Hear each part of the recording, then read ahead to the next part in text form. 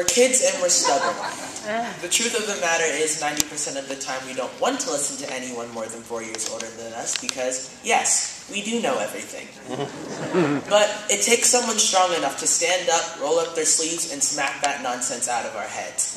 It takes someone strong enough to be more than an instructor, but to be a mentor. When you think of George Ross, one of the first things that comes to mind is his work as a mentor.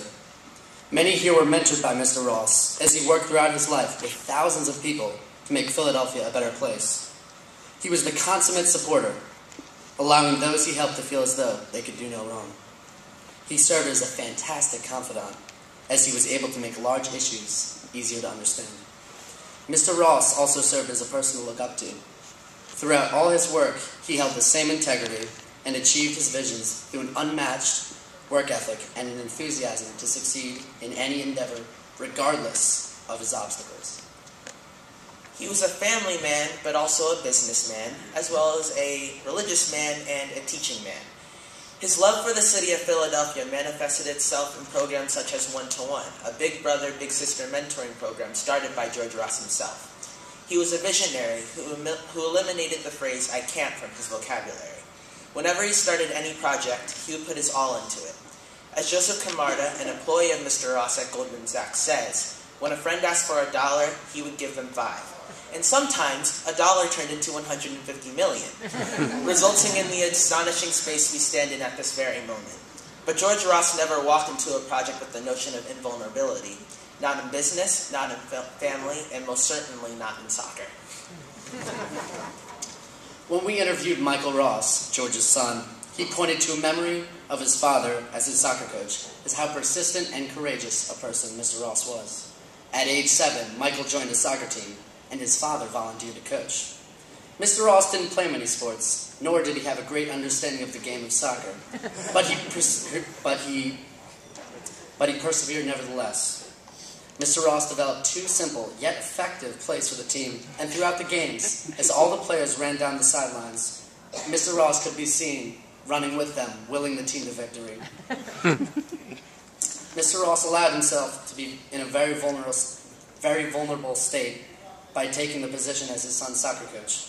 He could have failed because he had no experience coaching and would have been scrutinized by many soccer moms. Mr. Ross immersed himself in his quest and was able to achieve some level of success.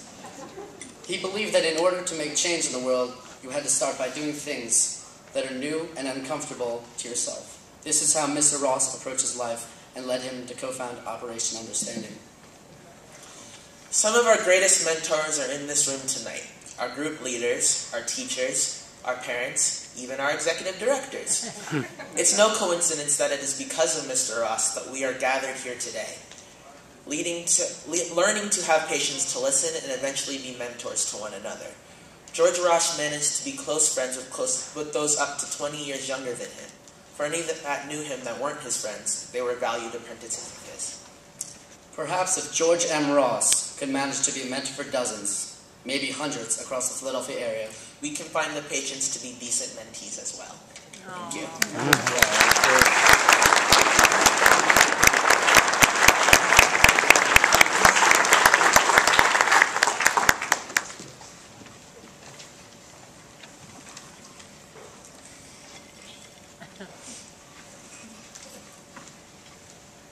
Sometimes you take the road, and sometimes you make the road.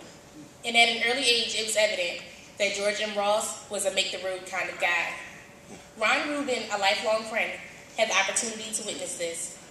From the playground to the boardroom, Mr. Ross made things happen. His daughter, Mary Ross, said that he had a fire inside, a fire that lit the road for all of us here tonight. Travel the streets of Philadelphia, and you learn of his commitment to this great city.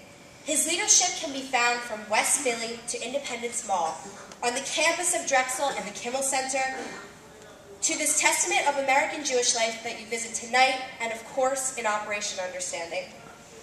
Each of these organizations has benefited from his vision and willingness to pave his own road. For Mr. Ross, the product and the process were equally important. What we discovered about Mr. Ross was not his can-do attitude, but his will-do attitude. In Operation Understanding, we worked to make things happen.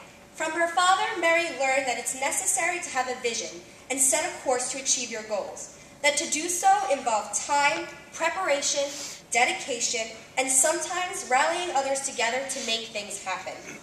Mr. Reuben knew that when a call came from George Ross, he had to brace himself for the involvement in another one of his friend's big projects. His ideals are translated through the journey that is Operation Understanding.